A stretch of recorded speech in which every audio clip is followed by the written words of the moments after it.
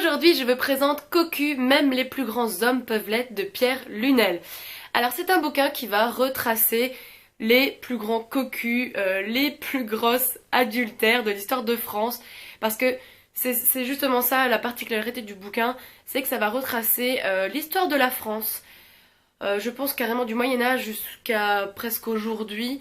Avec voilà, les plus grands hommes qui ont marqué la France, hein, surtout les rois de France, il y a Victor Hugo, Napoléon, Voltaire, Molière, voilà, des personnages assez emblématiques de la France. Le début du livre commence avec une introduction avec les mythes de l'adultère, hein. Hélène de Troie qui a voulu quitter son mari pour suivre son amour, Paris.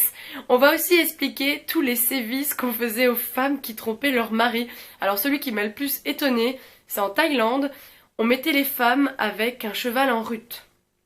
Ah oui, mais franchement ça m'a fait rire, en même temps ça m'a choqué parce que mon Dieu, imaginez le truc. Comme je le disais, ça va énormément parler des rois de France. On va comprendre comment on est arrivé à la guerre de 100 ans. Ce que j'ai beaucoup aimé, moi, c'était avec François Ier. François Ier avait des gens à sa cour, dont une femme qui trouvait magnifique. Et le mari a tout fait pour qu'elle ne tombe pas dans les bras de François Ier. Donc il y avait un code entre le mari et la femme avec une bague. Si je t'envoie cette bague par la poste, si je te l'envoie, tu reviens à la cour de France. Et le roi va le savoir, va envoyer une bague et va s'approprier, voilà, cette femme, il va bien avoir le mari.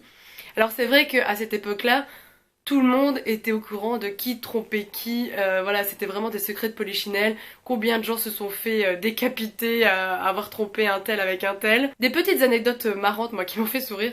Par exemple, Molière avait énormément de pannes.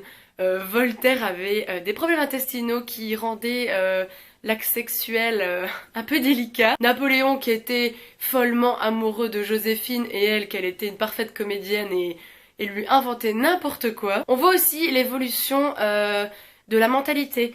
Au Moyen-Âge, on est très dans la chair, on veut faire plaisir, voilà, c'est le sexe.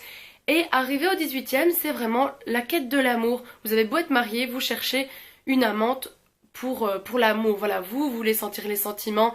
Voilà, il y a toute une évolution aussi de comment on voit l'amour, de comment on se place, que j'ai beaucoup aimé. En sortant du bouquin, je me posais aussi la question, est-ce qu'on trompait plus au Moyen-Âge, 18e siècle, où on trompe plus maintenant?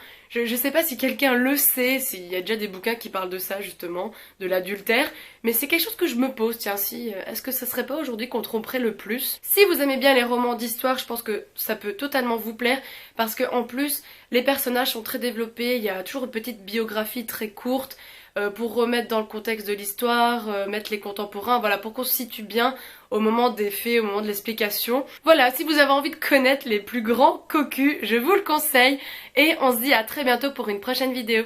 Salut. Ok, les... pour faire... un... de cocu, ah, avec des cornes.